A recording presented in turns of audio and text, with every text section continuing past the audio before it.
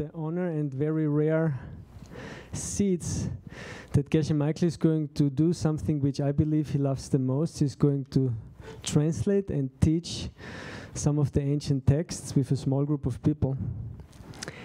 And Tim asked me to introduce him, which I think is very difficult with you because you all know him. But for me, when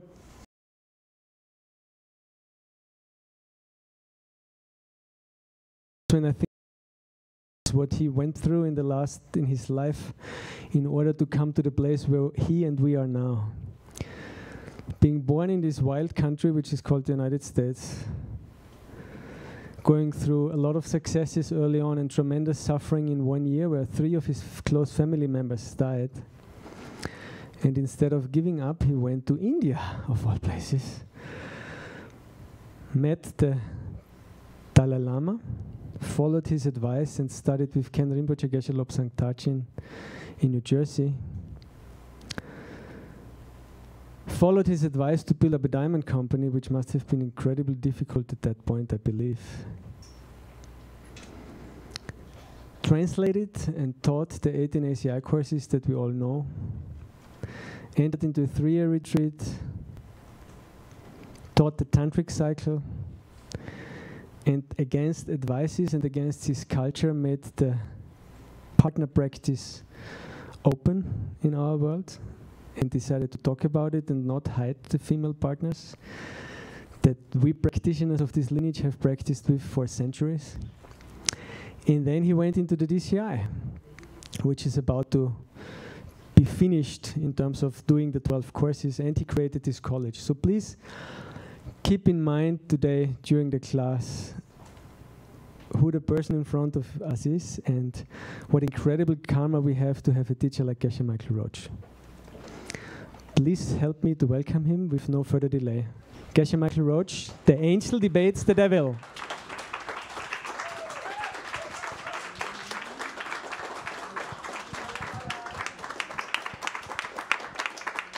Hi, relax.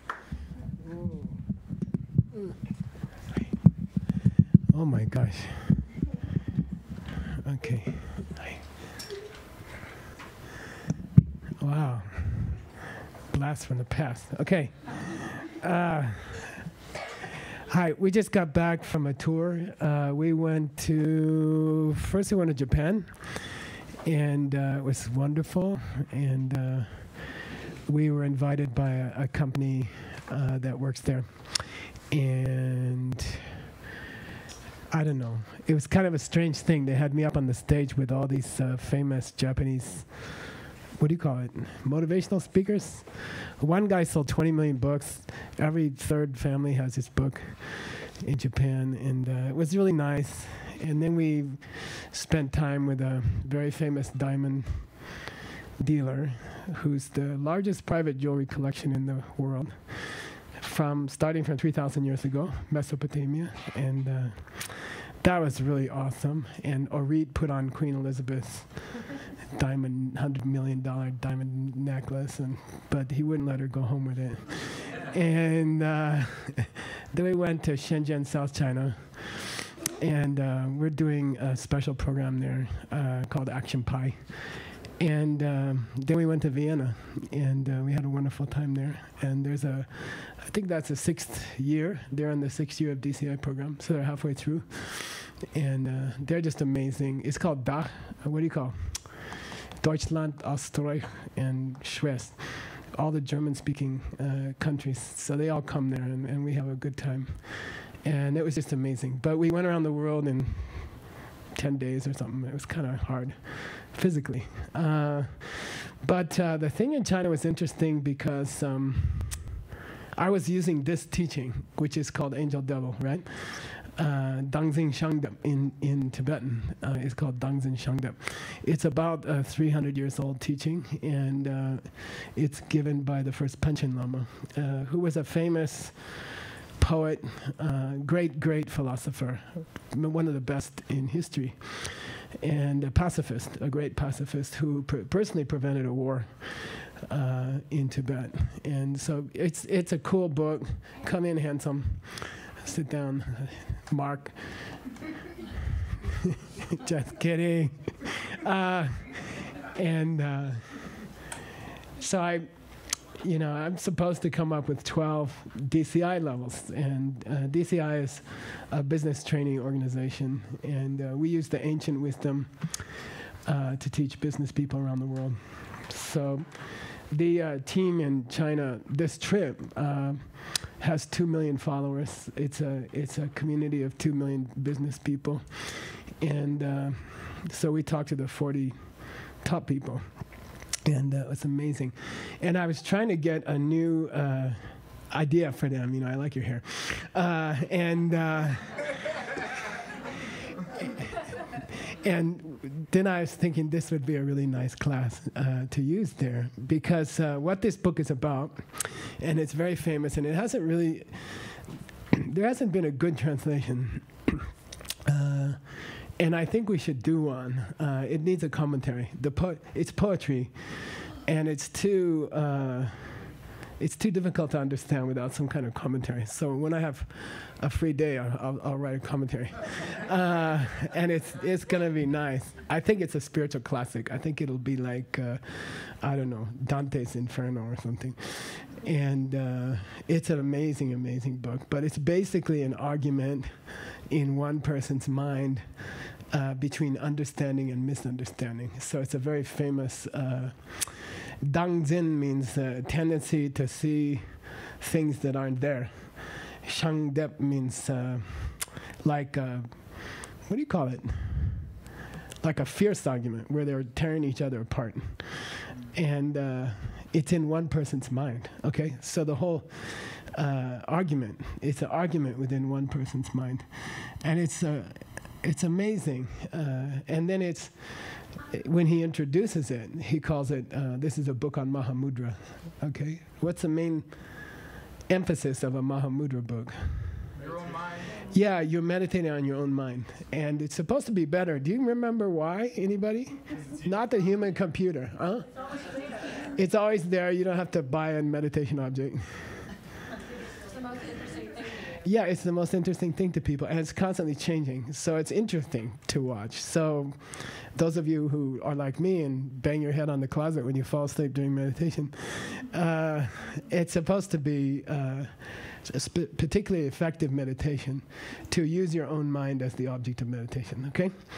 And he starts out with that. He starts out with describing why it's a Mahamudra meditation, okay? Mahamudra also refers to experiences you have as you die, okay? So as you die, then parts of your body open up, and you get flashes of insight by nature, not by training, okay? So it also refers to the direct perception of certain deeper truths while you're in the act of dying, okay? So that's all called Path Mahamudra, okay? Foundation Mahamudra, okay? And then, so what we've been using this text as, and it's a thing we call diamond mining, which Nick can tell you about tomorrow maybe. So upstairs here we have a whole department, ancient book translation department, and I'm going to tell you about it tomorrow. I have a presentation tomorrow about it. But basically, we are translating the ancient classics of Buddhism, 2,500 years of classics, and she's just amazed about it. And it's okay. And we think of it as snow on the mountain, on the top of the mountain. So in our college, the snow falls upstairs, and people sit up there, and we go through the ancient classics of Buddhism, and they're extremely difficult. And we're going through them in an amazing way. I'll tell you more about it tomorrow. But then we see it as the snow melts and the water comes downstairs. And then down here, we teach teachers, mainly right now Diamond Cutter Institute teachers, which is business programs, but we base them on the ancient wisdom. So we have a constant flow of new snow upstairs, and we have constant flow of new ideas coming downstairs. And I have two reasons to give these talks in Sedona. I mean, one is some of the people who work here in the college, they have moved here from all over the world, and we don't see each other very often.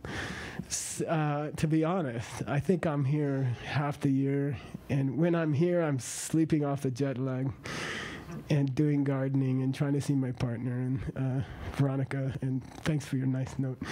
And so I have to. It's a, what do you call it? Delicate line to walk, like not being home enough. And when I'm home, I have to be home. So then we just end up not seeing each other very much. So I thought it would be nice. I would like to give these talks 3 or 4 times a year. And I think it's nice that we just all see each other. And people often move to Sedona thinking that they're going to see us. And then they move away 6 months later, having never seen anyone. And, we're just all really, really busy doing sweet things. Although Nick's falling asleep right now. He's building a yoga studio and doing other things and running the whole translation department. So anyway, the idea is we take the ancient wisdom, we go diamond mining, we pick out great ideas, and then we try to use it in real life. And I think last year, 30,000 people came to DCI programs. We have a talk in Taipei in 2 weeks, I think. 3,000 people are signed up. But I think if we do it here, 2 things happen. I think our community gets a little closer to each other. We see each other. It's an excuse to see each other. And I think, secondly, it helps me to have a little laboratory where I can test out new ideas. If you fall asleep right away, then I'll change the presentation slightly. And like that. And it's been working. We had some nice experiences in China. We taught what I taught you what was it, November. I taught it in China for 2 days, and it was really cool. We had a really, really good time. And so I think my idea is to go on like that. So how do you use this text in your real life? We all have an internal conversation, and we have we've promised 12 DCI levels. We're on we just finished level 10, right? Which is about managing anger. And then people keep asking me, what's level 11? We release the new level every November in Berlin, because Germany's where we started, the first level. The first level was started kind of in Austria, right? Peter, where are you? Yeah. You were the first organizer, I think, ever. He organized something in Vienna, and then a volcano blew up in Iceland, and there were no international flights, and I was stuck in New York, and he had paid $8,000 for the Prince's Palace, and I couldn't go, and that was the first DCI event ever. We finally got on the first flight out, and the president of Lufthansa was on the plane because he swore it wouldn't fall down, and he was willing to fly with us, So we were like, okay. Then they flew to Africa and up, and anyway, so every year the first level is held the new level is revealed in Germany, and I'm working on it, and it's called the Inner Conversation. And it's based on this text, okay, like how to monitor your inner conversation. I thought it was so original and cool, and then people showed me like 12 business books already called Inner Conversations, so that's okay. And the idea is that there's a good part of your mind and a bad part of your mind, okay? And we have that little picture in America of the devil and talking to the angel, and the devil says, I don't know, eat more chocolate, and the angel says that's not good for you, and then they argue in your mind, right? And so this whole text, written 400 years ago, it's a real angel versus devil talk, okay? But it's different. It's a lot different, and they're talking about a battle between 2 states of mind, okay? And most people don't have this battle, because it's the understanding of emptiness fighting the mind who doesn't understand emptiness, or who understands it partially. okay, like a partial understanding. So he's picking on people who have a partial understanding of emptiness, slightly wrong. And then against that devil is the angel, and the angel is perfect understanding of emptiness. And the goal is, according to this idea, that if you understand emptiness, you would never have problems in your life, especially with people, okay? And I use this inner conversation. I use the text myself. I try it on myself because I need it every day, because I meet irritating people every day, okay? Like Word. And just kidding. Not. But, you know, I do, you know, we're so busy and we meet so many people and we work in so many countries and we're tired because we just got off the plane and we had 2 hours of sleep or something. And so I do have personal challenges. I do meet people who give me a hard time. And then if you understand emptiness, if you have a strong angel in your mind, you can turn it into a beautiful thing. You see, you can not just not get angry, but you can actually turn it into an almost divine experience when you meet irritating people. So that would be a nice thing to learn, right? So that's what we're going to do for 3 days. How to use an understanding of emptiness to when you have challenges, basically, okay? You can use it for goals, of course, but I think each of us, the first motivation in life is to avoid suffering, irritating people. And I think let's talk about it in that context, okay? Challenges with your health or financial challenges or personal problems. How do you use the inner conversation to deal with that, okay? And we're pretty deep into the text. I've been teaching this text for 6 or 7 years, off and on, more off than on. And my goal is to finish it. I think I can finish by 2022. And if we go kind of at this rate. And so I think we're kind of halfway through. And I beg the patience of people who haven't come before. Because if I review the whole thing as I did last time and the time before and the time before and the time before, we'll never finish, okay? So if you haven't been to this series in the last 6, 7 years, just relax, okay? You can use the angel on me as the irritating person in your life tonight. And I'll teach you how to do it, okay? So don't get all excited and don't give up. And it's, you know, he was a great philosopher. He's going very deep. He's going very subtle. And I just want to jump into that. I don't want to review again the whole thing, which we did last time, okay? Now, tools. I gave you some tools, okay? You're going to have a reading every night, which is about 25 more verses from his poem. And we will never cover them, but at least you have it in your hand. And then there's my notes to the verses, because I don't think, without an explanation, I don't think you can see where it's going, okay? So I'm going to teach from the notes. And I'm not going to do this Geshe Michael thing of explain every single Tibetan word, because I learned that over the course of the last 5, 6 years, it's too much for people, and it goes too slow. So I'm just going to I'm going to follow the flow of ideas. I'll tell you what verse we're on. Then you go home and try to fit the verse to what I said, okay? And I think that's the only way we'll ever get done with this text, okay? He lived to 100. For me to finish this, I'm going to have to do the same. So I'm just saying, he said he lived to 100, which you're talking about country people die at 40. And he was very unusual. He lived to 92 or something, but he's called the 100-year Lama. And okay, so here we go. What is the state of mind that can protect you? And when you meet an irritating person, or you have a problem in your life, the landlord of your new yoga studio is a pain in the ass.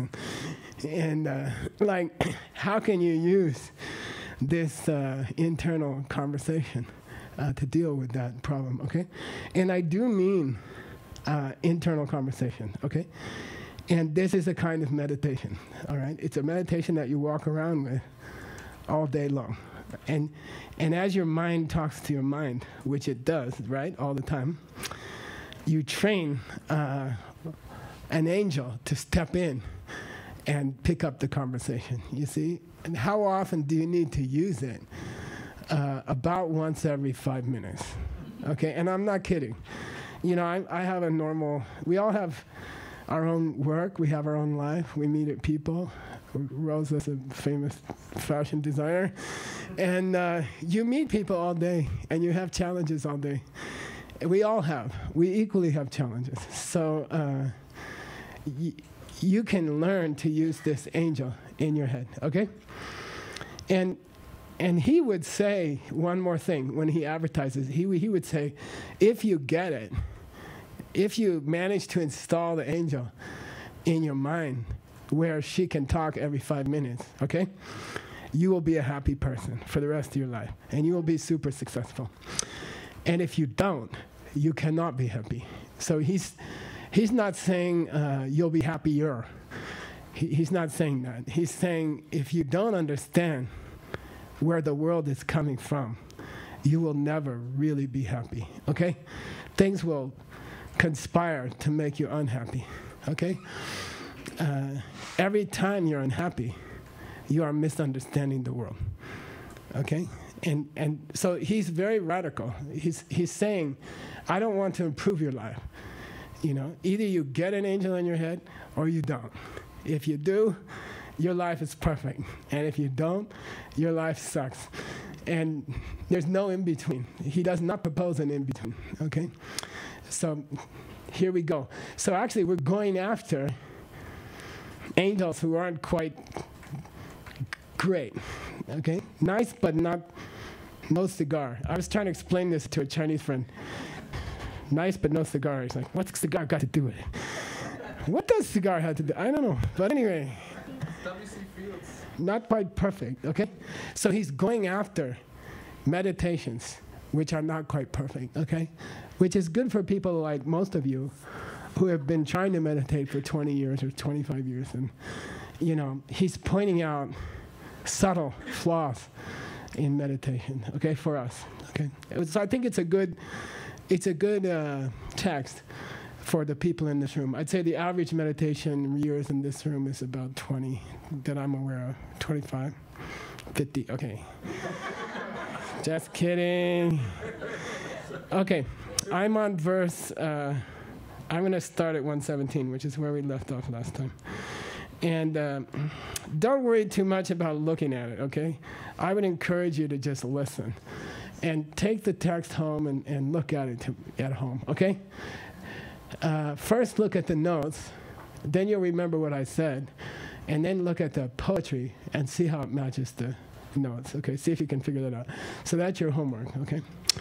And you can do it for the next few weeks, or it doesn't matter. Take it home, and, you know, like before you go to bed or something, just chew on it a little bit, okay? All right, here we go. So in verse 117, he's talking about a special meditation. In the structure of this book, I wouldn't put it there. Take it down, yeah. I don't know, they're going to look at that and not listen. Okay. Read it at home. Figure out at home what I said, okay? But he's talking about, there's a huge section where he's going to talk about ideas of meditation that were popular in Tibet 400 years ago, okay? Tibet was, exploding with this new Buddhism stuff. And people were coming up with all kinds of meditations, you know? And so the first part of his book is pointing out how they're nice, but they're no cigar. Nice, but no cigar? Close, but no cigar. Okay, so he says, you know, that's nice. That's good that you're meditating, but you know, you could do better. So he's kind of nitpicking people in his own culture, and in his culture, Buddhism exploded. It was like every corner had a yoga studio, and there was a yoga teacher in every yoga studio who made up a meditation that they thought would be cool, and then he's critiquing them. Okay. He goes through that. I think it's 26 critiques of different kinds of meditation. And then Nick will be interested. Then he turns to the classic schools of meditation. He turns to 2,000 years of Buddhist meditations, and he critiques those, starting with the schools that were popular in India before the Buddha. Okay, so he kind of does Ben Kramer's Siddhanta text, where he starts with the ancient schools of India before the Buddha came. He talks about what they think meditation is, and then he starts in on the Buddhist schools, and he works his way up from the lower schools. And I was wondering, and I thought to pose it to you. And I've been doing this in China. I'll say $500 for the best answer. Sometimes I lose like $3,000-$4,000 every night. And Veronica told me it'd be tacky in the United States. Right? No, Geshe. Shut it. He won 3,000 one day. Yeah, I'm not going to do that. You guys are motivated. But I'll ask you a question. I'm curious. Maybe Hector's into this kind of question, I think. Why does he do it this way? I mean, if he's going to talk about Mahamudra, like how to do a proper meditation on the emptiness of your mind, why devote most of his book to faulty systems, nitpicking the local yoga teacher's meditation system? Like why? And then he nitpicks all the great thinkers of Buddhism, one by one, who's not Nagarjuna. So what do you think? Why does he do it? Why did he write a book in a negative way? I'm just curious what you think, Bonnie. Because that's what your mind would do, absent his going through it. Yeah, I think that's one good answer. I think, and they say all the great schools of Buddhism were taught by Buddha. Because he was anticipating mistakes that we would make. So you can say this book is not historical. This book is metaphorical, and it's a review of all the mistakes that a normal person will make in their meditation. And kind of by blaming it on some other school, he makes us feel better about ourselves. In private, you're like, oh, I was doing that yesterday. I was doing that meditation yesterday. I thought it was really good. And then you're like, oh, yeah, that school is not very good, And anybody else? Why is he? I mean, it's kind of disturbing that it's negative. Piotr Veliki. Is it Piotr Veliki? Masha? Tak na сказать, Piotr Veliki. Okay, go. We have never experienced true Mahamudra, and it's extremely difficult to get there. So we must have the tendency to be half happy with something which is not the whole thing, and then we give up. We stay there and we don't go to the end. Okay, good. Yeah, so we want to get it, and we try, and then what we do isn't cigar, and then we get discouraged and quit, something like that. Okay, anybody else? I mean, why the negative approach? Okay. If we're going to succeed, we have to catch our own mind in all the many different ways it's going to fail, right? So, that's basically what it's about. It's pointing out all those places so it's looking at for those failures. Yeah. I'll talk about that for a second, and I'll come back to you, okay? Well, that's the practice of Buddhism, is to find our mind where it is mistaken and apply the answer. Okay. That's the whole approach. Nick? And the more subtle our misunderstanding gets, the more we think we're right. Yeah. Okay. Somebody over here. Alex. Process of elimination. Nice. I like that. Yeah. Yeah. I think so far what I've read, I've only read like 3/4 of a piece. It's about 50 different wrong meditations. So, yeah, how many can we do? I don't know. Michael? If you don't know what it is, you can't beat it. Yeah, good. Yeah, it's a Buddhist principle that to defeat a negativity, you have to know what it looks like. Yeah. And by the way, he's going to have a beautiful verse about that. Diamond mining when you never saw a diamond. Lisa. Difficult to speak the truth, so say when it's not neti. Yeah, cool. Okay. Yeah, go at it that way. It'd also be a really short book if he just talked about it. Hector, you got an idea? I think it's speeding our progress. Instead of taking eons to get those understandings, it's saying, look at the vast ocean of human thought about what reality is inside and out, particularly in your mind. And so investigate this one, and then you go, but this is Buddhism, this one has those 4 seals, this is, look, we're all Buddhists, and then it moves you up there, and so it's the answer that everyone gets. It's like pushing us to the edges, the misunderstanding, the gotcha, but it's speeding up. If I had to do that on my own, it would take me lifetimes beyond measure. Yeah, so cool. All the laws of mind and so Cool. I read the last quarter. Like, I don't know if it keeps being negative, or I don't know what happened at the end. Word. I didn't offer any money, but you can answer anyway. Fine. Well, I have a simple answer. He's a Galupa, and it's a debate text.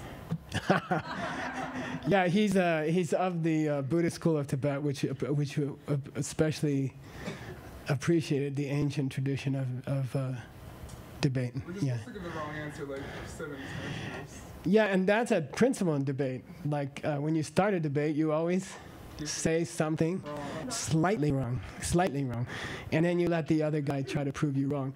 Especially if you're a senior monk trying to train a junior monk. Instead of saying, this is what's correct, this is correct, you say, is this correct? And you give them a slightly wrong idea. And they know it's supposed to be slightly wrong. And they have to beat you, you know. They have to find what's slightly wrong. And that's how Buddhist education goes. What's it called? That's these steps. Buddhist pedagogy. Pedagogy? Yeah. Sorry, yeah. Shenlu Gapa. Ranglu Shakpa. Tsopongwa. Okay. Shenlu Gapa means? Nick, wake up. You gotta, man. You gotta take some drugs before you come here. Yeah, so in the classic Buddhist method of education, you don't write a textbook. You write a book of wrong ideas. And the student studies that first, Shenlu Garpa. And then you present the correct position. Then what do you do? Then you let the other guy, who's really us, come back. Not really. Yeah, then you let the other guy come back. And then you destroy him again. Yeah, he gets to counterattack, you see. So, and then by listening to all the wrong ideas, you learn something, okay? Which is how life goes, right? You screw up, and then I wrote a book with a Russian friend, right? He's Becky friend. He's Mirza Karina Yakov. And he has sold 30 million books, which is like, I haven't sold 1 million books. And so he came to one of my lectures in Europe, and we decided to write a book together because of the anti-Muslim stuff going on in this country. So I thought it'd be cool to write a book with a Muslim author. Maria helped us a lot.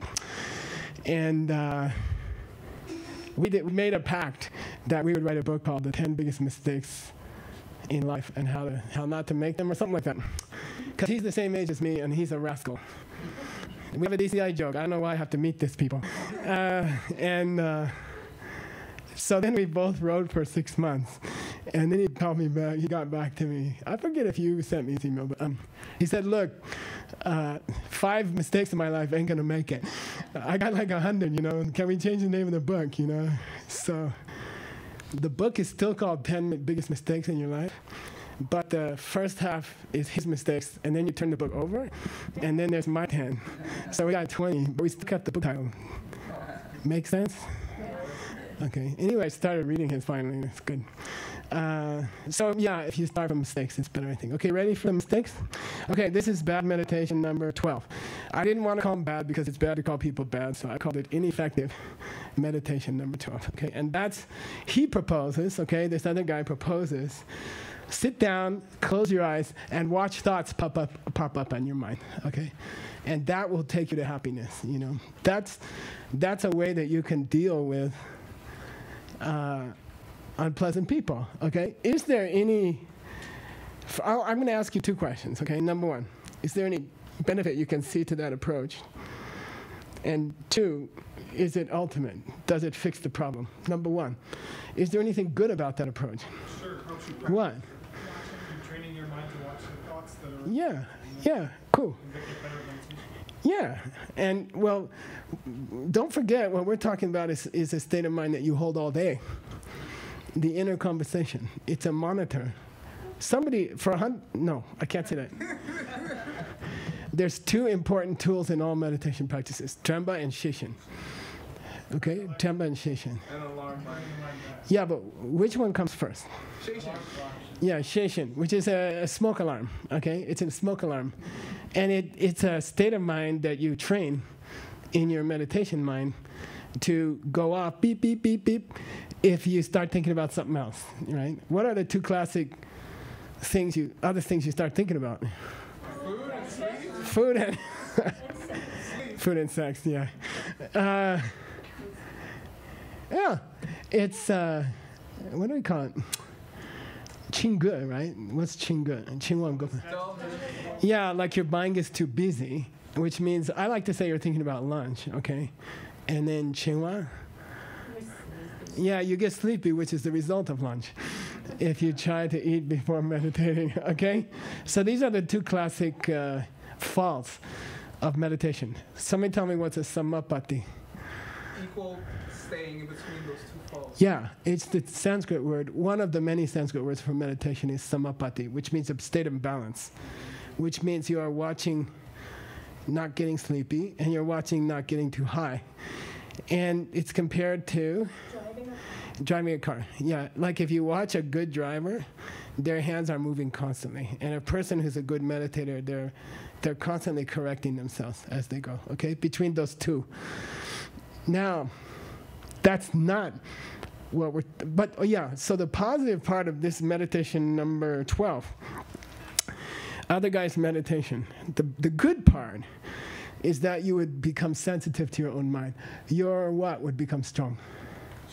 Shishin. Yeah, your ability to turn on the fire alarm when your mind starts wandering, okay? So that's the positive thing. What's the negative thing? It's not ultimate. It's not going to get freedom. Yeah, you're just aware that you're irritated. You see what I mean? You're like, wow, look, irritated thoughts, asshole. You know, you're like, wow, look, my mind is irritated. You know, but it doesn't fix it. You see, probably it's a necessary first step, right? You have to know your mind's out of control to control it. But okay, so that's our criticism of that meditation. It's nice to sit and watch your mind, thoughts pop up. That's okay, but it's not going to fix the problem, okay? It's a first step, and that's okay. All of these meditations, I think to get in this book, you had to have something good about your meditation. To get kicked out of, to get your butt kicked in this book is an honor. And you have to have a decent, fake meditation. Okay, now, second one. And this is worth $100. Who's my treasurer? Peter? Okay, I'll give you like a pile of money before class. Then you have to give it out. Okay, keep a list. If you lose a few names, it's okay.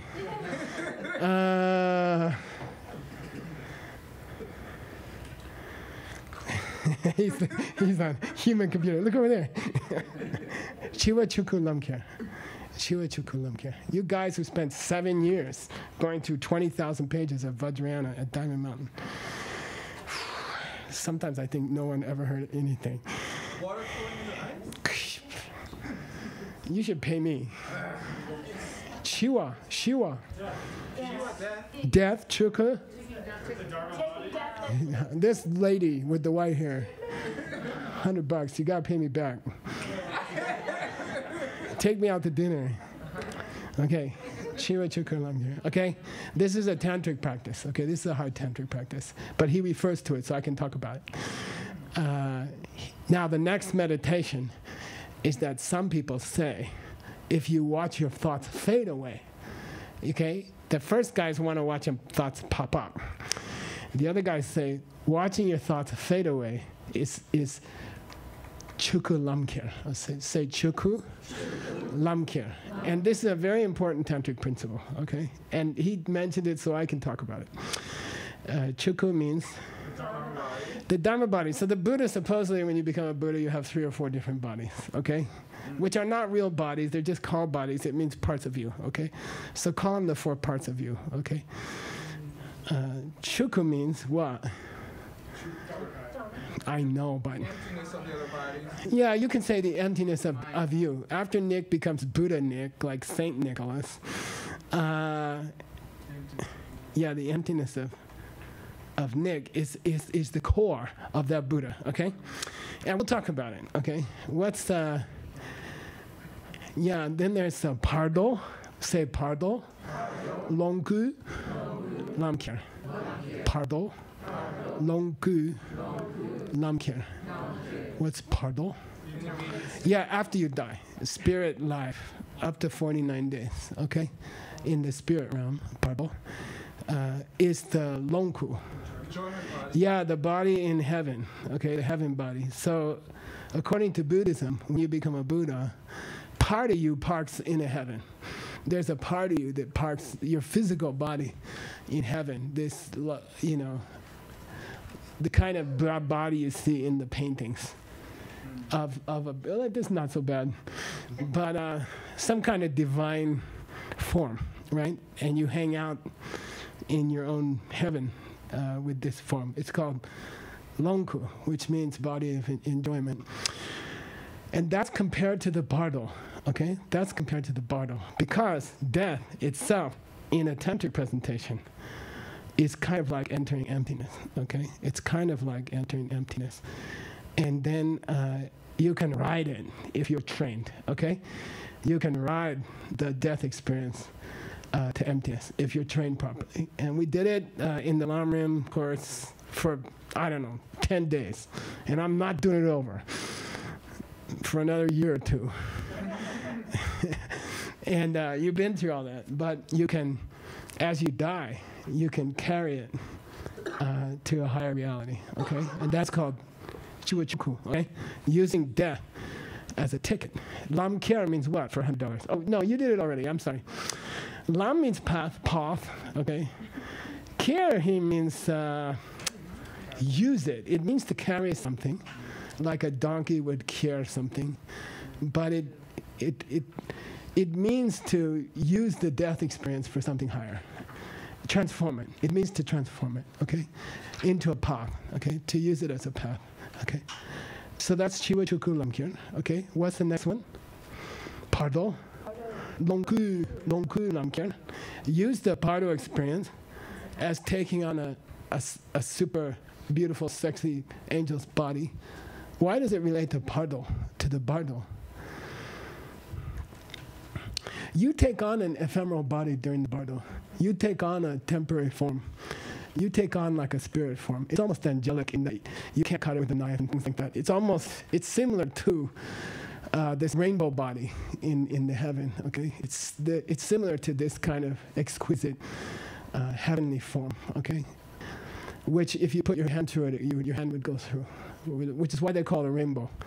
So if you ever tried to walk to a rainbow, it just kind of takes you in, and you never, yeah, okay? So that's part of Longer Lamkya. And then what's Kyo? I know, but come on, Nick. Yeah, Tuku, yeah, emanation body. Okay, so every Buddha, said you got it right, but I didn't bet anything, okay?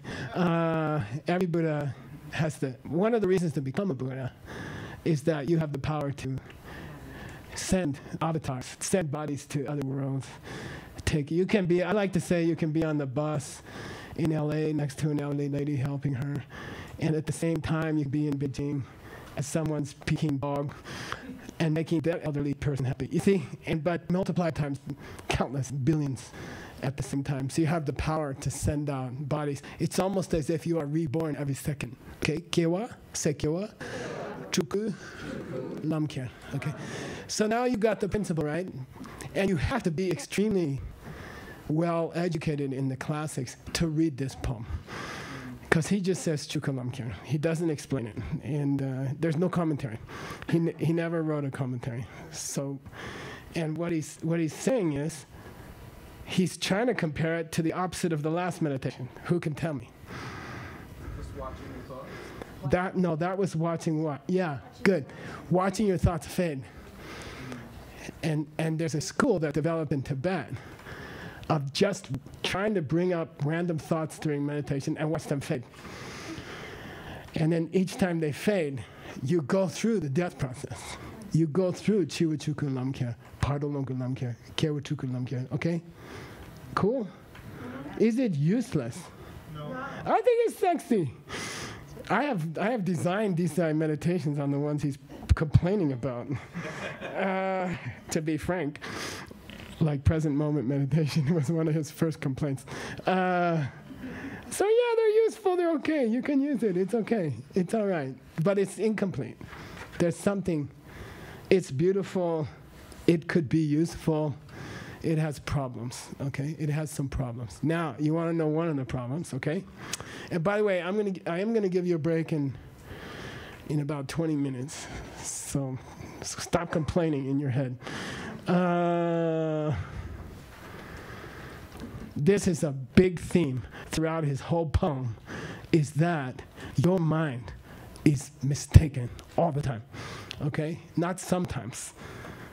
In fact, in Prasangika, you never have a sema until you see emptiness directly. Never. Okay? You never saw anything correctly in your whole life. Physical, mental, anything. Everything was mistaken. Poison. Okay? So what he's saying here, okay, ready?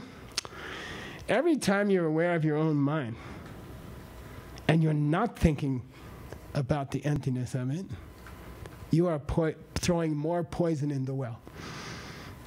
You are reinforcing a bad habit that has been going for time with no beginning. Every time you get irritated at someone, it has to be that you're misunderstanding them. If you misunderstand them, you are reinforcing the state of mind that put you in this world. Okay? It's scary, you see? What it means is, every hour that goes by that you don't have an internal conversation, debate about something, you are reinforcing your negativities, okay? And they'll get stronger and stronger, okay? It's nasty. What do you call that? Pernicious, exactly. It's nasty. Okay? It gets worse. Just being alive makes you a worse person. How's that? Okay? If you don't have angel talking in your head, okay? And that's what he's saying. He says, that's a cute idea. You go to Tantra in your meditation. You imagine as the thought disappears into emptiness, that this is the emptiness body of a Buddha. And it's kind of cool, you know. But in the end, you are just watching your thoughts. And your thoughts are wrong, okay? Your thoughts are infected.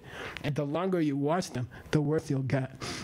Okay? Watching your mind without thinking about where it's coming from poisons the watcher and the mind being watched. Okay, got it? It's depressing. All right. Okay. Let's go to the next depressing one. I don't know why he goes there, okay? He's been there. He's going to go there again. And I took the 4 spaces meditation came from here, okay? The 4 wrong ideas about space. Okay, so emptiness meditation is sometimes called namkatabu. Space-like meditation. You know, so that name itself caused a lot of problems. People close their eyes and try to see blue. And then more advanced people close their eyes and try to see black. And then more advanced people close their eyes and try to see Empty space. Yeah, the space in which the chair is standing, which is more subtle, can only be seen with your third eye. Okay? It can only be seen with logic, clear thinking. I like to call it clear thinking nowadays, sometimes. Okay? So he's covered that, okay? I don't know why he brings it up here, but he says, look, there's some people who said, as you watch the thought disappear, reflect on how it's not physical. Because that's a negative, and emptiness is a negative. Is emptiness a negative? Sure. Yeah. Give me a credit card example. Discover card. Yeah, tell the whole story. Make it right. I got taking John Brady to Cucina. So I take John Brady Cucina. Come on, you never did that. No, that's why. Okay. And Yeah, come on, don't be shy. so I take John Brady to Cucina. and we have. Explain what's Cucina. Okay, so in the village of Oak Creek, we have like one restaurant, and it's called Cucina Rustica, right? It's full name, and it's a really nice restaurant, and we go there pretty often, and so Lama John Brady's doing something amazing for ACIP, like paying me. And so I'm like, oh, let me use some of this money to take Lama John out. And so we take him to the restaurant, and we have a good time, and we laugh and cry and everything. And it comes time to pay the bill. So I'm like, oh, no, Lama, I wouldn't dream of you paying. So I go in my pocket to go for my credit card. But here's the thing. The credit card that I was going to go for was a Discover card. No, you blew it. Oh. Changed your shirt. Oh, yeah. So I go for it, and I only have like one pair of pants. If you guys hadn't noticed already, after 5 years, I have 2 pairs of pants, and so I put the wrong ones on. So I'm like, oh, don't worry, I'll pay for it. And I go, I start searching, like, and I don't have the credit card on me. Yeah. And so That's kind of empty. that's like emptiness, because it's an absence of something. But if you really understand emptiness, you realize that the thing that emptiness is empty of never could exist in the first place. So the thing about the card that I was going for is that it was a Discover card, which is not really a credit card anyway. All right. Yeah, so emptiness means something's not there that you thought was there. But the trick is, the thing you thought was there should be something that couldn't exist. It has to be something that couldn't exist, okay? So thinking that it's a good meditation to think about how your thoughts are not physical is a problem. Why? Physical exists. Yeah, you're canceling something that does exist, okay? Peter, you and Maria are gonna do the 2 husbands thing? Can you? No? You want to? She's like, no. You don't have to be. You want to? Quick? Can you do it quick? No, only if you want to. You don't have to. You don't have to. You don't have to. You don't have to, but it'd be nice. I need another husband. Come on, quick. Nada будет два мужа. Yeah. You want to try? Yeah, do it for people, not because it's comfortable. Okay. Wait, who's gonna be the other husband? JB wants to. Okay, you guys want to take a moment and prepare? You want to? No, it's totally up to you guys. You get it ready. Tell me when you're ready, okay? And I'll keep stalling. All right. Okay. So, if the thing was ever there, and you cancel it, that's not meditation. That's not emptiness. Okay. Isn't a physical thought the same thing as a pink elephant? It doesn't exist. That's true too. Yeah, that's kind of a cute argument. I'll give you some monopoly money for that. You guys ready? Okay. Can you just be loud, or maybe Maria needs the microphone? Okay. All right. Go. Okay. Don't be shy. I'm not. I'm white. He's not. We need 2 children also, right? Yeah. Who want to be 2 children? Actually, it's always those. Okay. Do you want to be the children? They're busy. Can 2 children volunteer who sit in these 2 chairs? Yeah. Thank you. Well, the story is about how do we create things, right? And it incorporates both emptiness, what is not there, and how things do exist. So I'm the wife. These are 2 husbands. I'm coming home one night after a long day at work, and I even bought food for the dinner, and I'm just happy that I come home to my husband. And the only thing that I really want is a hug because I'm just exhausted.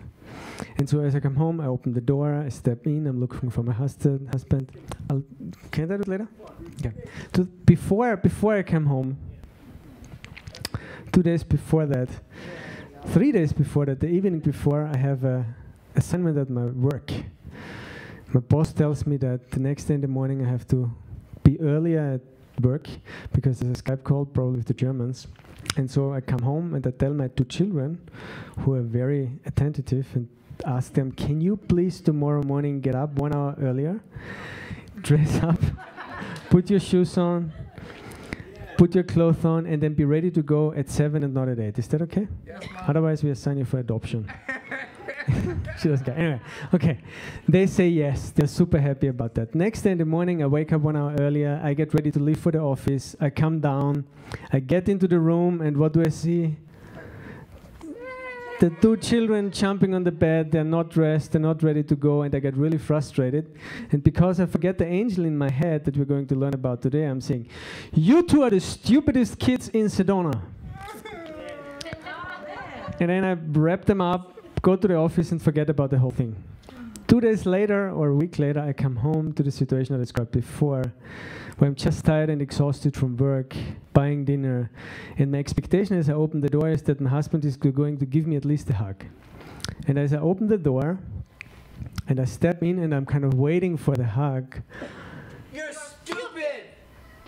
my husband, who's not doing anything else, but except to give me hugs in the evening sometimes, he's not even do that anymore. And I'm get totally upset because I didn't do anything. And that's the example, like the discovery card, where is it true that I didn't do anything? No, right? And what's the connection? You yelled at the children. So I assume where we're going tonight, I don't know, but the angel in the head would probably have to tell me in that very difficult and crucial moment that anything that happens to me must have a cause. And when I step in, we're going there, and I expect a hug, and he's saying, You're stupid! I have to remember that there are 2 husbands in the kitchen. Right? Why are there 2? It's illegal. In this case, it's okay. Because you had 2 children.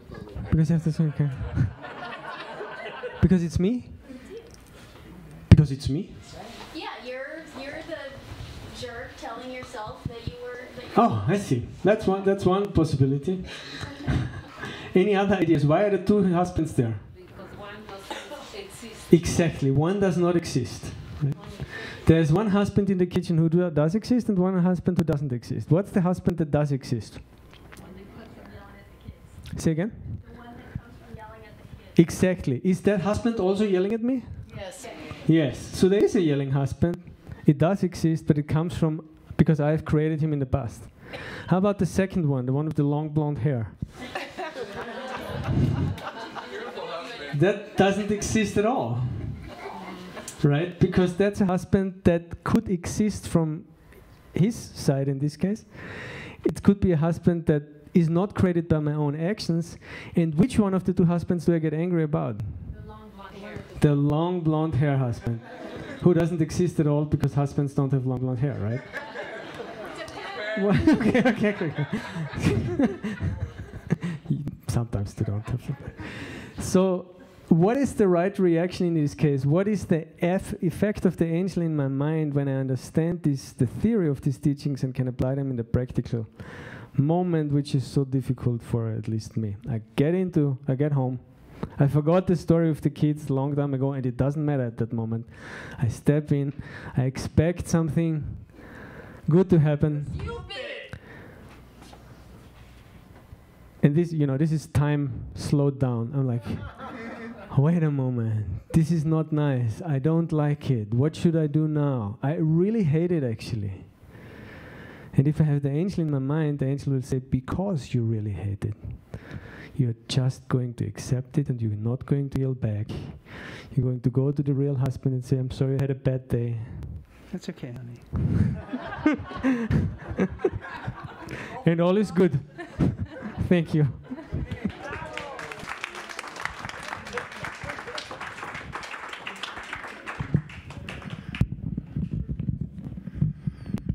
Yeah, so the point of which meditation was it? 13. Kind of 13. Nah, 14. Anyway, forget it. Yeah, it's kind of half of 13. Okay, second half of 13. It's verse number 119. Because the guy went on a detour and said that emptiness is that your thoughts are not physical. Okay, but that can't be emptiness because physical things do exist. Okay, so emptiness means, and think about the difference. Okay.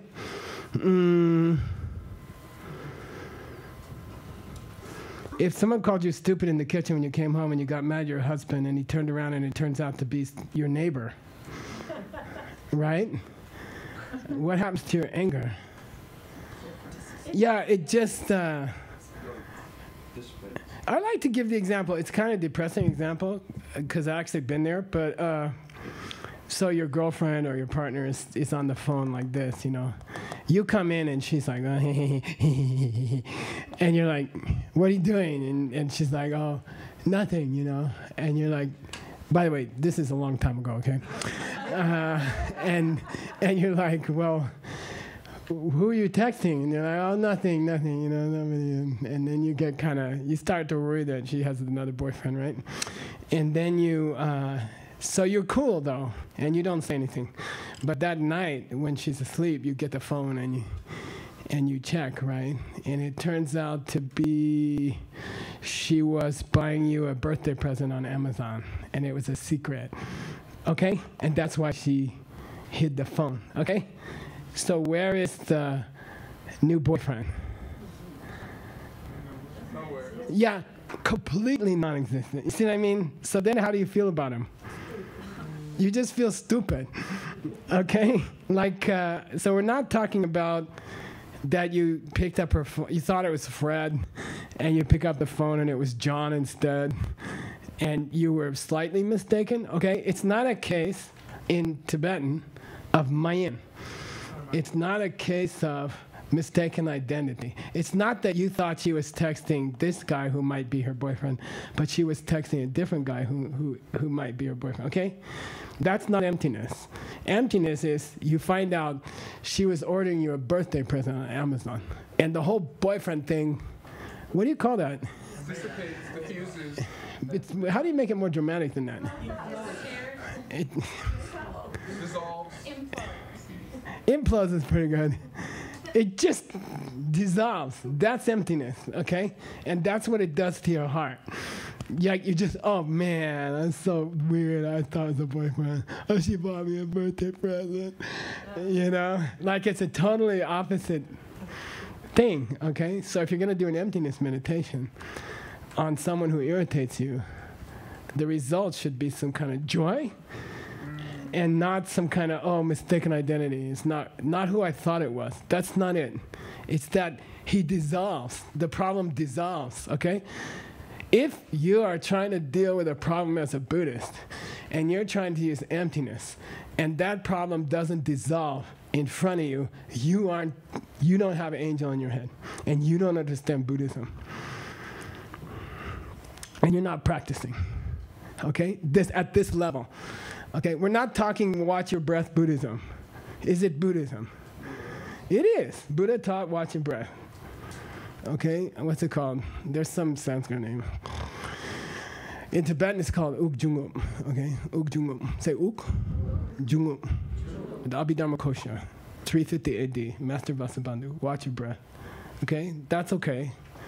That's a Buddhist meditation. But it's not gonna make you happy. It's not gonna make the guy dissolve, the boyfriend dissolve, you see? And you feel like this intense relaxation after the boyfriend dissolves. You see? So if you don't get it straight, the angel emptiness meditation, where the person who's irritating you or the obstacle in your life doesn't dissolve, you're not doing meditation on emptiness. You're doing some lesser meditation, okay? And you're not really a complete Buddhist, okay? So now you have a new thing to be depressed about. Okay, We got 5 minutes. I'm going to give you a break, okay? So don't stress. Now, Beth, are we on or not? Did you get my email? We're on? Okay. Now, we have a translation team upstairs, 10 primary translators, about 80 secondary translators, and they are translating the classics. And the book now goes to a famous emptiness meditation called Chik Tu Dao. Say Chik Tu Dao. Chik Tu Dao. And recently, up in the Enlightenment Cavern, Beth's text, Venerable Utpala's text, reached his next point. Okay, so he's going to talk about a famous emptiness meditation called Chik Tu Dao. Neither one nor many. Neither one nor many. Okay, very famous. But her book, the presentation of it, is the best presentation I ever saw in I don't know, 40 years or 35 years, okay? It's the best. So she's supposed to teach it tomorrow. And I said, can I borrow it? And you teach something else. And she graciously said, okay. Okay. So I thought, well, since we're going through this text so fast, we might want to take a detour to her book. And it's the best presentation I ever saw of this particular emptiness meditation, okay? So it's called Chik Tu Dao. Now, it's called One or Many, the emptiness of one or many. And it's very famous. And his presentation in her book, Tony Lama, is the best I've ever seen. And I just want to steal it. And she said, go for it. So thank you for that. And I really wanted to do it, so I'm grateful to you. I'll pay you back somehow someday. Okay, so here we go. I'm just going to teach it straight from the text, okay? And we went through it, and she translated it, and it's amazing. Okay, so here we go. We're going to an emptiness meditation text. This is her text from the authors from 1648 to 1721, if I'm not mistaken. Maybe I am mistaken. 1675 to 1748. I was mistaken. Anyway, it's about 300 years ago, and a beautiful presentation is meditation. Now, guess why he brings up that meditation here? Because there's something flawed. Beautiful. Yeah, someone's messing it up. Okay? Someone's trying to do this ancient emptiness meditation, and they're doing it slightly wrong. Okay? That's his thing, right? He's going to present it slightly wrong. But you can't appreciate it if you don't know it in the first place. So I have to go through it. You ready? And this is the best presentation I ever saw. That's a good place to take a break, right? Well, okay, 1 minute. Yeah. So there's something wrong about stuff. Like when I look at Geshe, I look at her arms and her head and her legs and her torso, and my mind puts it together as a person. Okay, this is her parts. Is she one? Is she one person? Yes or no? Yes. Looks like, okay, but how do I see one person? I gotta have parts. There's gotta be parts. You can't see a person without looking at the parts first, you know? You look one arm, one leg, other leg, head, torso. Okay, person, okay? So we're trying to prove that there's no one, okay? Why is that done before proving there's no many? Who said that? Yeah, manys are made of oneses. Manys are made of oneses. If there's no one Geshe in the chair, there can't be more than one, okay? Now, if there's neither one Geshe nor multiple Geshes, there's no Geshe, okay? That's the classic proof. And it sounds stupid, but because it's so profound, okay? If I can prove that there's not one computer up here on the lectern, okay?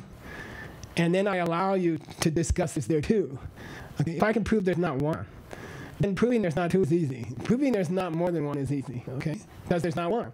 Because if you don't have one, you can't have two, okay? So if there's one object in the universe which doesn't have emptiness, okay, then there can't be, if there's no object in the universe that doesn't have emptiness, there can't be multiple objects in the universe. You got it? So the many, just cancel it now, okay? Forget it. I mean, I'll say it again.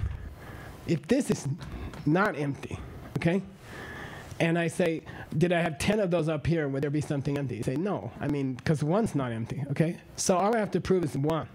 So forget the many, okay? We're going to go to the one. We're going to come back to this meditation tonight, I guess, depending on how long you pee, I don't know, or what number you have to do. But we're going to come back and see how you can meditate. That's a good word for this book. Yeah, how can you meditate? Okay, and on this emptiness meditation. This is one of the most famous emptiness, one of the top 5 emptiness meditations. Okay, so let's do it when you get back. Come back by 8:30. It's 8:17 now. I'm going to talk at 8:30. I don't care where you are or what you're doing. I'm sure Tim has copious refreshments somewhere. Where? Kitchen is straight back this way.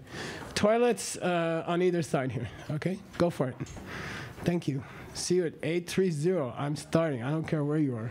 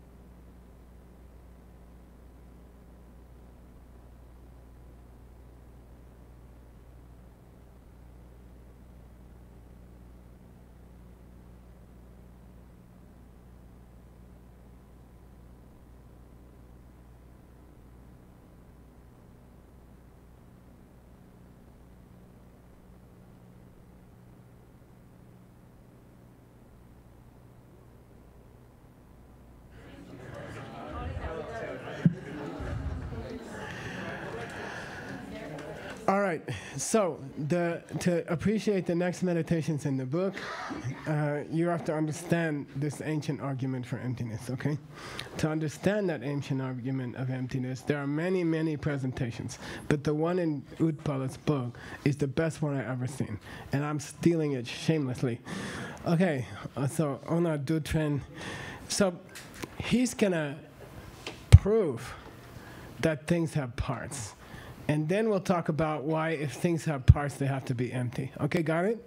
So he's very thorough, which is why we love him. How many of our books are from him? Ben? Sugang. No, not Sugang. No, Stanley. Stanley, Ben, and you, and Utpala. 3. No, there's more. Plus your commentary.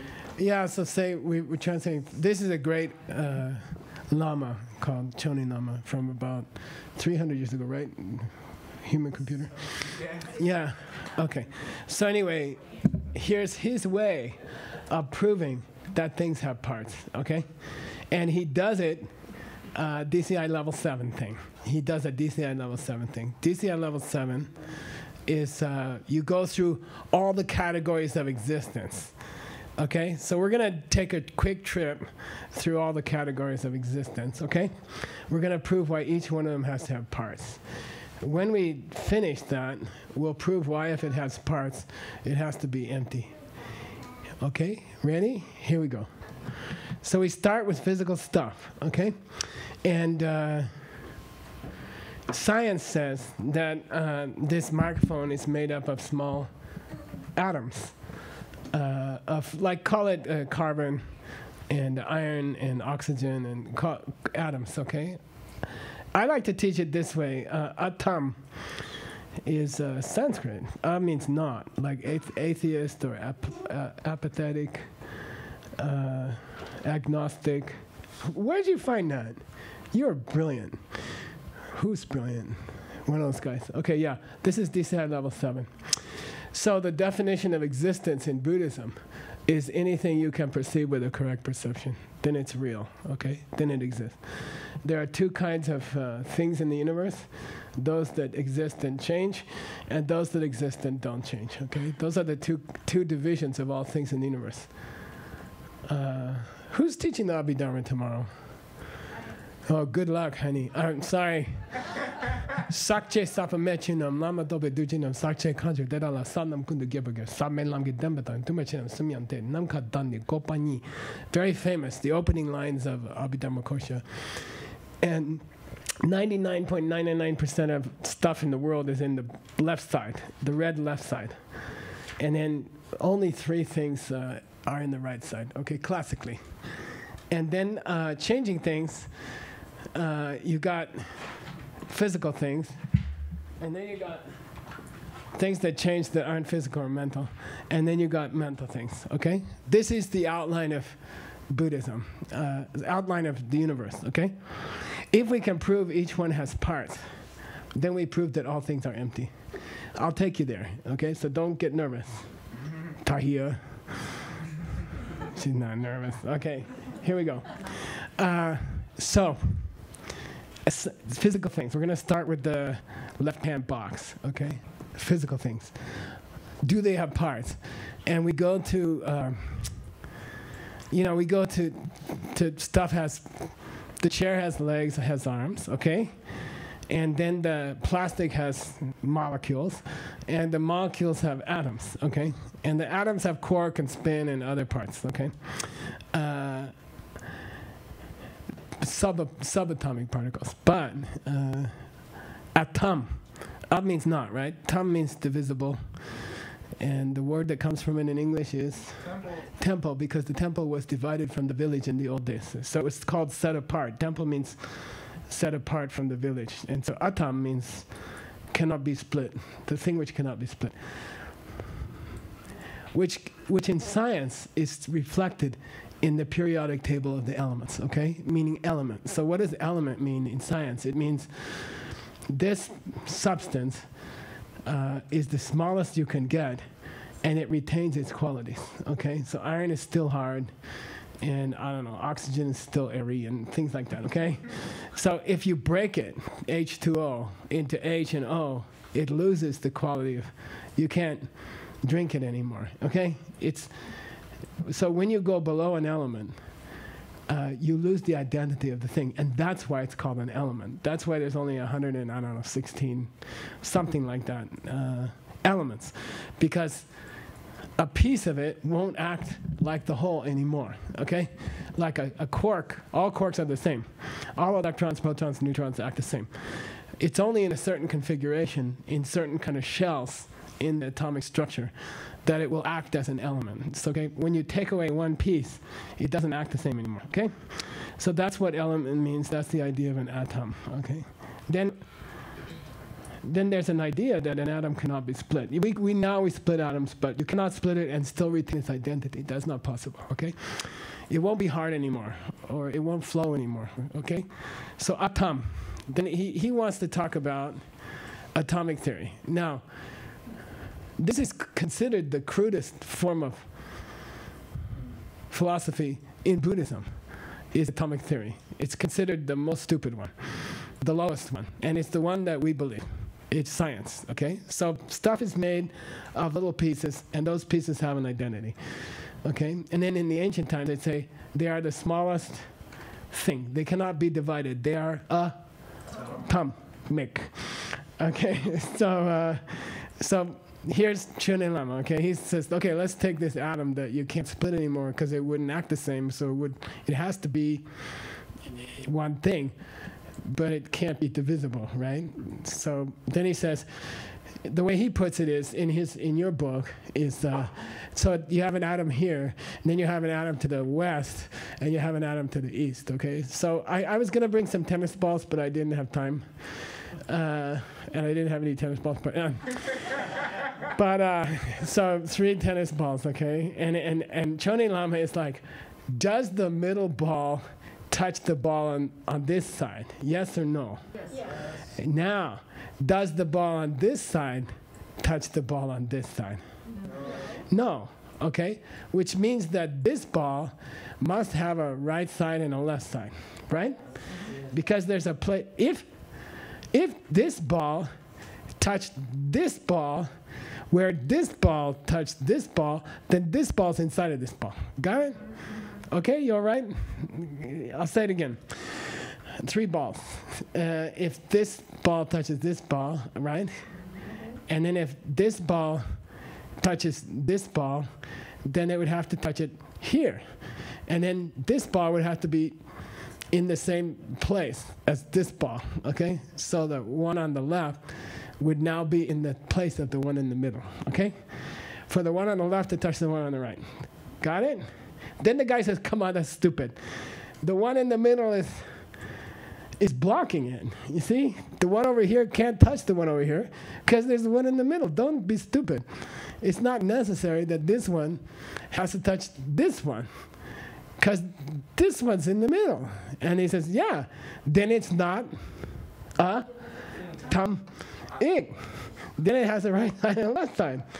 Then you can split it, you see? Okay, got it? And that's all. And in classical Buddhism, you'd say 4 directions and up and down, 6 directions.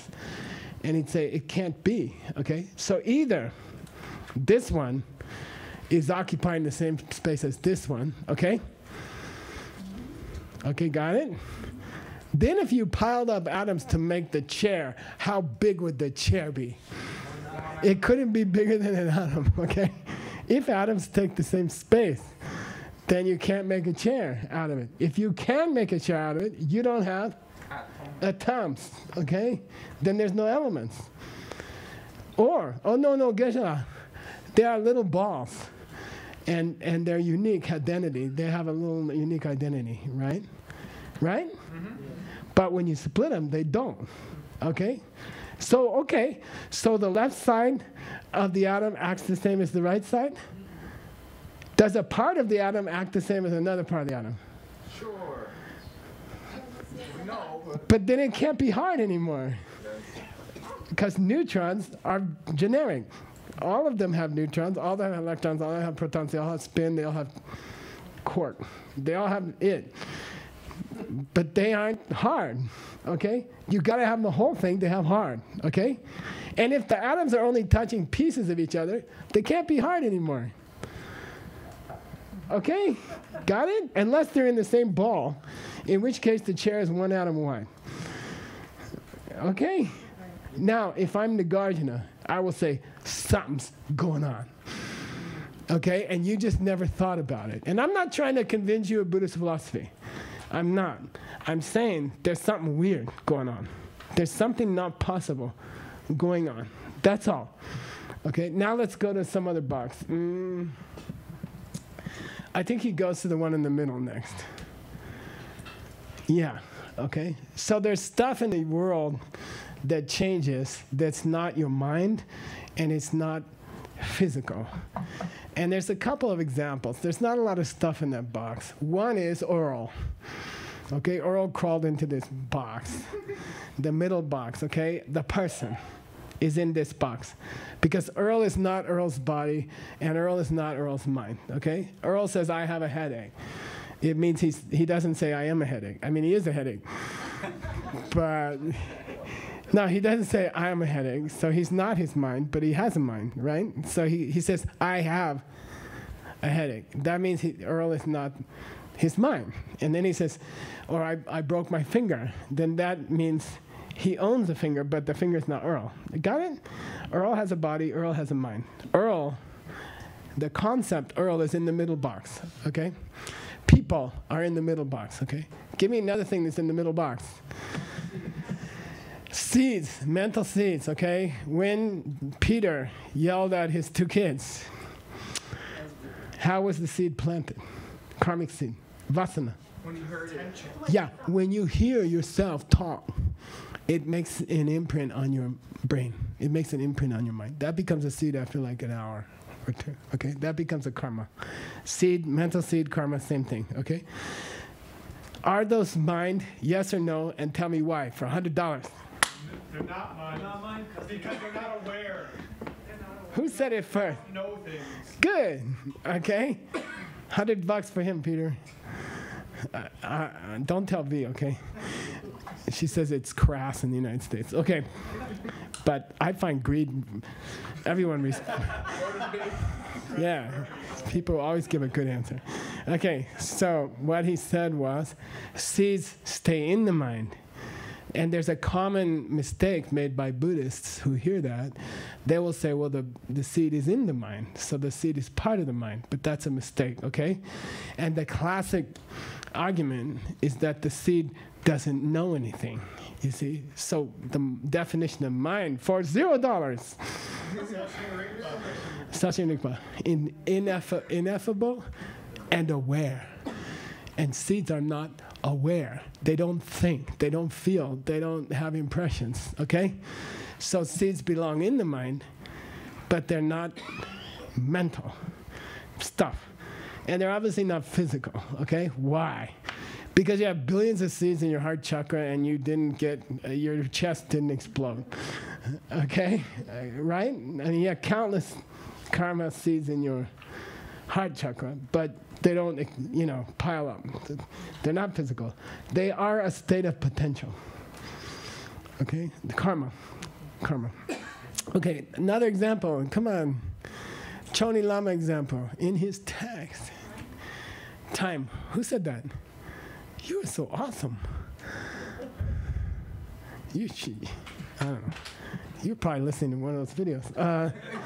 Yeah, time itself. Time is in there. It's not physical, it's not mental. It's a concept. Concepts are mostly there, okay?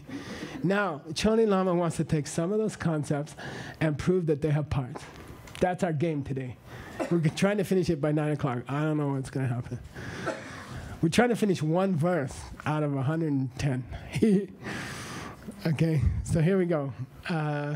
Why does the person, according to Choni Lama, have parts? I don't know if you remember. They stand up, they sit down, they walk around. Nick walks, Nick sits, Nick stands. So Nick has parts, okay? There's different aspects of Nick. Phases? He has parts, whatever, okay? So that's the person. For $0, time has parts because Yeah, past, present, future, but more interestingly, if you think of time as tennis balls, okay, then there's got to be a ass end of the first moment and a front end of the first moment. You see what I mean? And the butt end of the first moment has to touch the front end of the second moment. So moments have pieces also. Got it? Because there's sequential time. Time goes on in sequence. So the back end of the first moment has to be touching the front end of the second moment. That means every moment's divisible. If the back end of the first moment, you ready? Doesn't touch the front end of the second moment, and all of the first moment touches the second moment, and they're not, and you don't want to talk about front end and back end of a moment, then all reality is in one moment, and it just ends in one moment. Okay, got it? It's easy. It's like the atom thing. Okay. All right, mental things. They're sexy, super sexy. What do you say? Do you remember? I read it over again today twice. So. Nice. There's only two kinds of minds in the universe. Either you saw emptiness or you didn't. You have the angel in your mind perfectly, or you don't. And that's all he says another thing. I forget what he says. One more thing. Time of the flow of the mind. Okay, and that's okay. Same principle. Okay, the time of the flow of the mind. But anyway, the mind. You have parts of your mind that understand emptiness to some extent. And then you have parts of your mind that don't. So your mind has parts, okay? Ready? Now we go more deep, which is why I like his presentation. I told you now the diamond-shaped red box, okay? Things that exist but don't change. Give me some, especially Abhidharma. Yeah, empty space, okay, is one example. Yeah, the two kinds of cessation. And facts is close. You're stuck in school. Huh? Emptiness. Okay. Okay, three things that don't change. Okay, let's do the most easy one first, and then we'll go to more difficult ones. Okay, so the empty space that the chair occupies, okay? Got it? So the chair, even if I pull the chair over here, there will still be a place where it was, okay? Empty space. So that doesn't change. As long as the chair is there, it doesn't change. If you pull the chair over here, the empty space also remains. You can occupy it or you can absent it, vacate it. Exactly, but it don't change in either case. If this whole world explodes, what happened with Trump and the guy? How'd it go? Not well. No, but did it mess up, or was it just like nothing? Sometimes you have to walk away. That's it all? Yeah. I think they agree. I just wondered if I'm going to be gardening tomorrow or not. That's the thing. Why not? Yes. So it went okay. Anyway, okay, I can tell you. That's why it wasn't in the news. Okay. I can't get it from you either. Yeah, occupy the space. So the space doesn't change. Now, does the space have parts? Yeah, there's the two spaces here. Okay, there's the space that chair is in, and there's the space that chair is in. So space in general has parts. Okay, there's the space, yeah, directions. But he says it more sexy. He says the space that this chair vacates and the space that chair vacates when you pull them both out are different spaces. Okay, so space in general has parts. Okay, empty space has parts. Okay, and it's cool. Next one. The two cessations, okay? Cessation. What's a cessation? How are you going to define it? The end of something, but something stops forever. Not something, though. Well, your mental affliction specifically. Yeah, a negative state of mind. Okay, so Buddhism is fascinating. The whole purpose of Buddhism is, can you get to a place where your kids or your partner cannot make you angry ever again? Like, is it even theoretically possible? Rick's like, I don't know. She's like hitting him. See? There it is right there. But he always smiles. He's got that Buddhism thing down. Yeah, two cessations. Okay, if we go Abhidharma way. It means the permanent ending of a negativity. You can never be made angry again. I remember when I was a kid, it was my little brother's goal to make me angry. And he would actually say that. He'd say, I'm going to make you angry today. I'd say, okay, try it. And he usually could do it. Okay. Why two kinds of cessation? What's the two in the Abhidharma? Sosa tango, sosa tamingiko. During meditation, it happens temporarily, and one happens permanently. You can say it that way. That's one way to say it. You stop your gross thought processes. That's a cessation. And then at a deeper level, you see emptiness and you stop anger forever, for example. Something like that. But there's another way. Yeah, meaning, okay. If you understand emptiness theoretically from the pen, you achieve what? The Jorlam Jorlam Su, which means if you die today, you cannot go to a bad place. It's not universe possible. It's not possible that you can be born in a bad place. Okay? If you understand emptiness theoretically, correctly, well, from a pen, not in meditation, you cannot be born in a bad place. So you guys should learn how to teach the pen. You should teach the pen. You should teach it to people on the airplane sitting next to you who ask you what you do. I do it because I think maybe I saved this person from the hell realms, you know. You know, why not? He just thinks I'm weird. It's okay. I'm used to that. Okay, all right. So that's okay. And then of course there's seeing emptiness directly. Okay, all right. Now, let's take the cessations. Why would it have parts? The ending of a negativity would have parts. Why?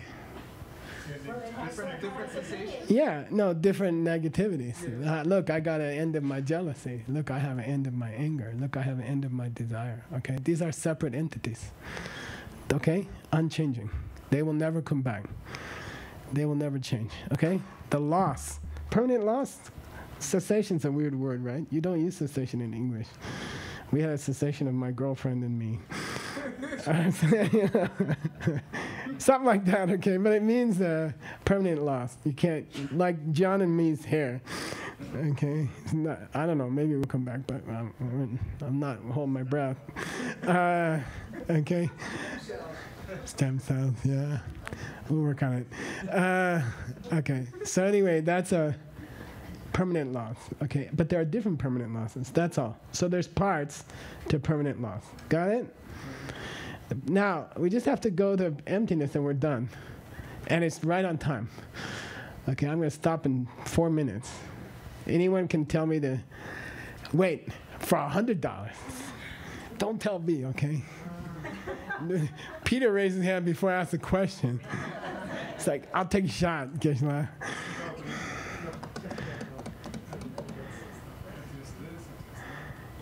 No, I'm not. It's not that easy. Okay. I want you to explain to me why emptiness can have parts. And in doing it, I want you to explain why there's another kind of idea about emptiness having parts, which is wrong.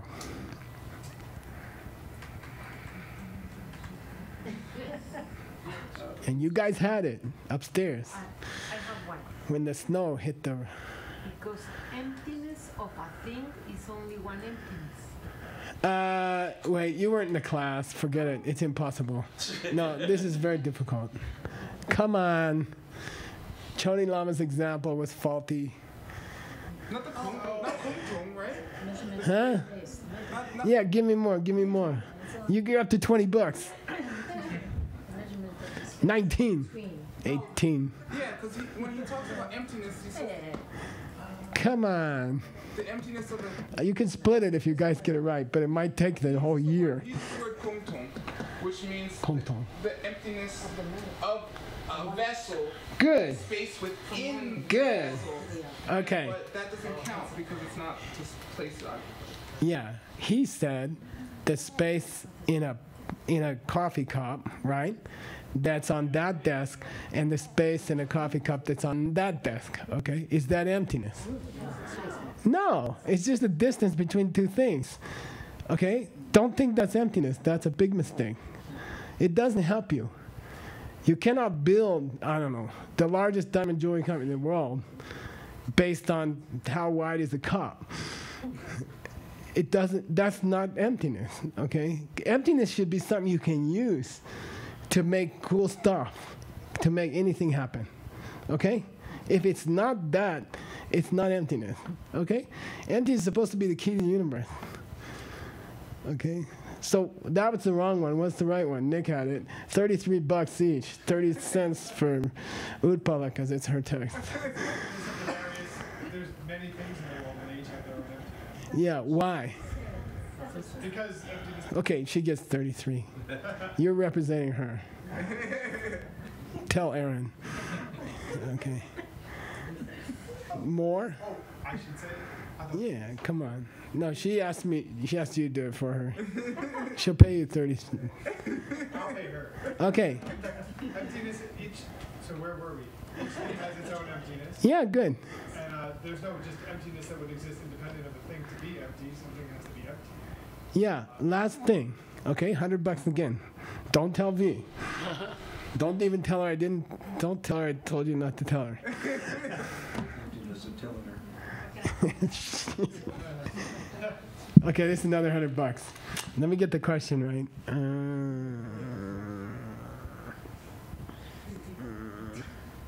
How does that relate to the two husbands? When you The second husband is the distance between things.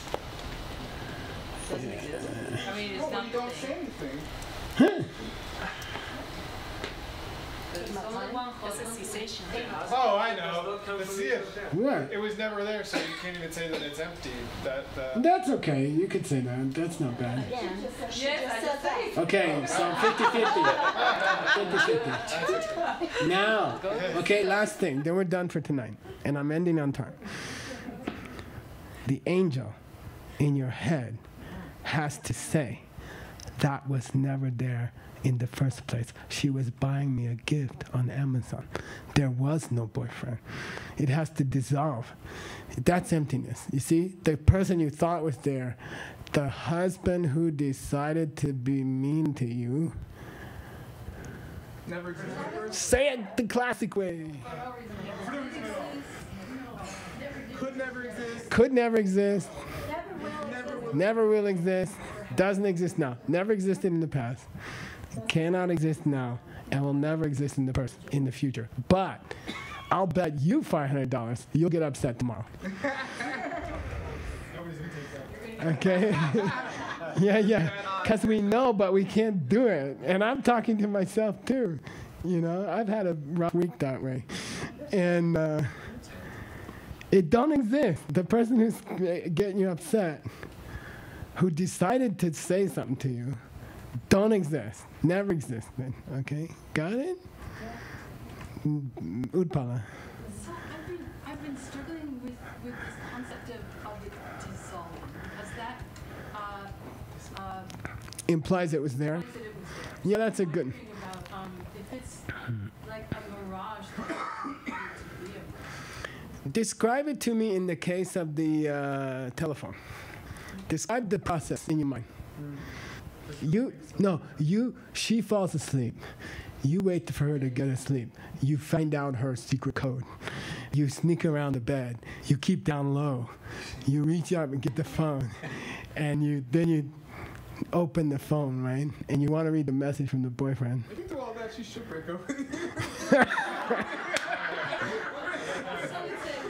No, I'm just saying, no, you tell me. Because during the grabbing of the phone, during the waiting for her to sleep, during the sneaking around the bed, you have something in your mind. You have an image of a boyfriend. Yeah, but the hero of the story, the villain is there. You know, he's slightly more handsome than you. He's got more hair, you know. And then he's strong here, you know. And then you open her phone and you see Amazon order number 574, I don't know, new bicycle. And that was her last thing that she was texting exactly that moment. So what you tell me what happens to the boyfriend. But she doesn't want to say this up because her position is that he was never there. Number one, it wasn't there. And number two, it doesn't get gradually smaller. It's totally replaced with the true thing. Right? Yeah, it poof. Let's say poof. Let's say it poofs. Poof. Okay? Agree?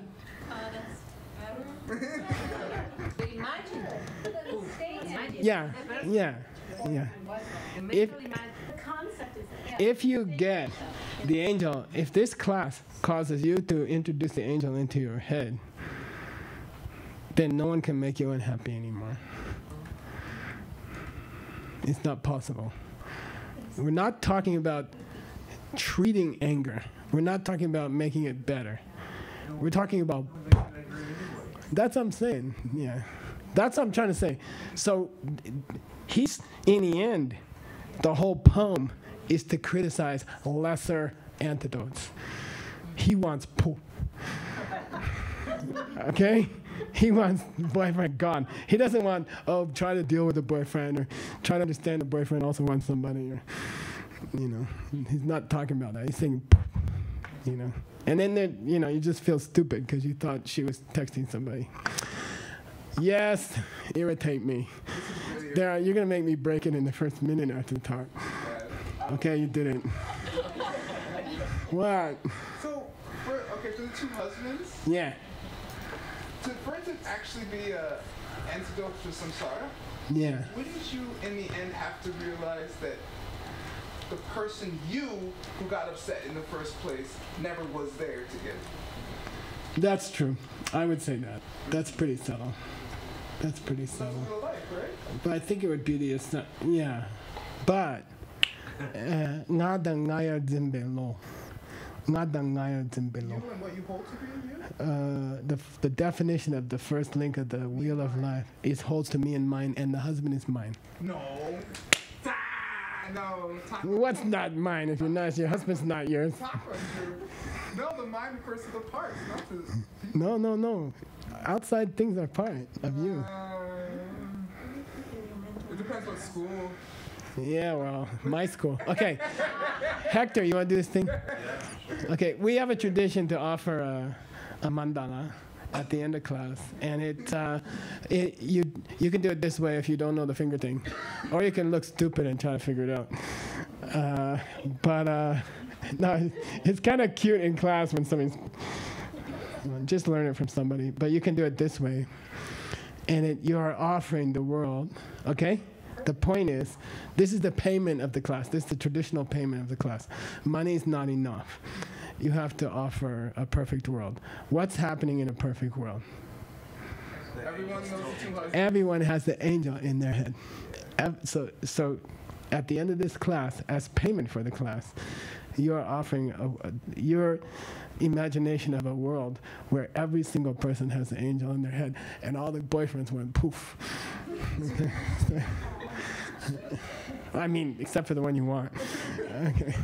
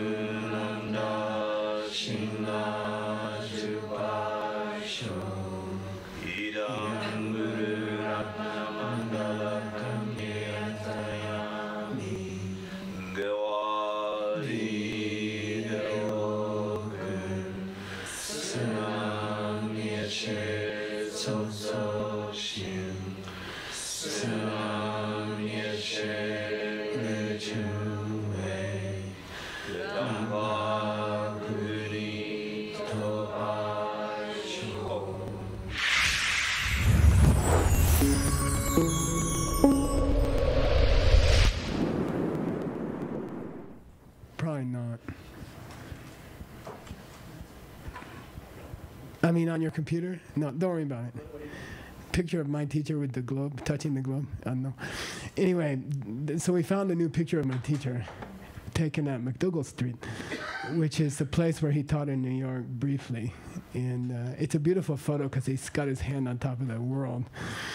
And I remember somebody asked a question. Oh, I heard.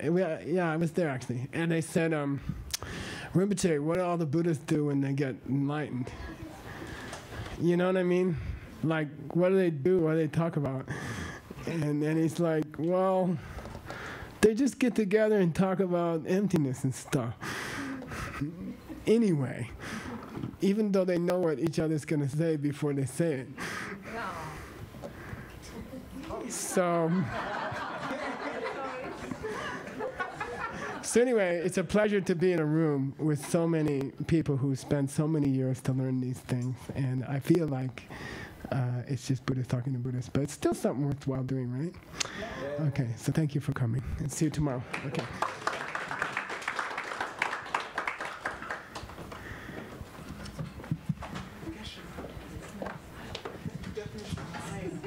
Just real quickly, thank you all for coming this evening. We have a full weekend of programs. And here's the schedule up for the entire weekend. Tomorrow morning at 9 o'clock, I didn't write the names of the teachers. Rosa will be leading a meditation here. Was it tomorrow? Sunday. Oh, excuse me. Peter and Maria will be leading a meditation tomorrow morning. Alex will be leading the yoga class. And then that says 1 o'clock. I actually meant 1:15.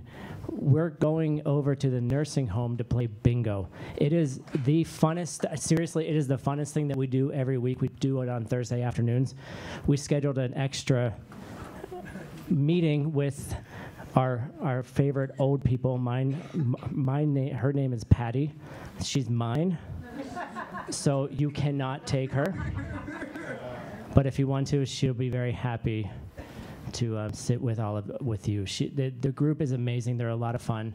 And then we'll come back, and there's a really beautiful class happening in the afternoon where 10 of the students here will be presenting 10 different ideas of Buddhism. Some of the translators will be presenting their own text. Some of us who have not presented those texts will be attempting to present those texts tomorrow in the afternoon. And we're going to contextualize that in the framework of fundraising. So if that doesn't make any sense right now, come. It will make a lot of sense. We need a lot of help, and this will help all of us fundraise. And then in the evening, Geshe will be back with the second class. And Sunday, we will have another meditation yoga in class again. So thank you all very much. It's a beautiful Friday evening. There's lots of cool things to do in Sedona. I hope you have a wonderful evening. We'll see you tomorrow morning. Thank you all.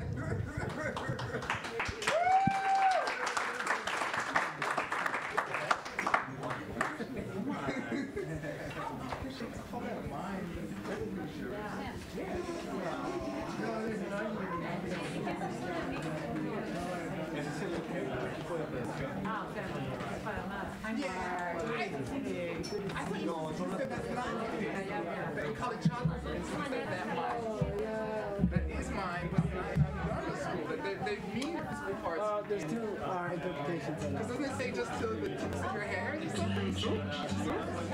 Yeah. Right. The shipping, taking it by the strings to yeah. Okay. I'm gonna leave that there. No? I should take it home. Isn't that beautiful? It's amazing. Yeah. Take it home? I think I'll leave it here. Okay. Yeah, he did it with a starting knife.